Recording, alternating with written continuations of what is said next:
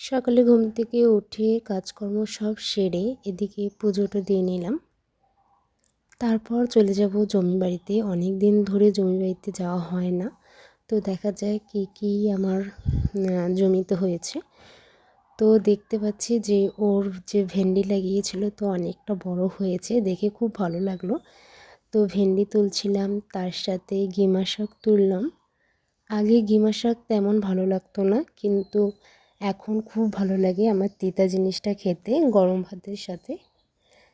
এই যে দেখো কত সুন্দর বড় বড় ভেন্ডি।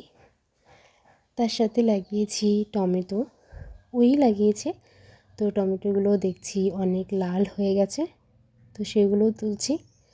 একদিন আর কি, আজকের দিনটা আর কি ভালোভাবে চলে যাবে আমার শাক পাতা এসব খেয়ে। আর আমার শাক পাতা সবজি খেতে দারুণ লাগে। তো চলো, টাটা।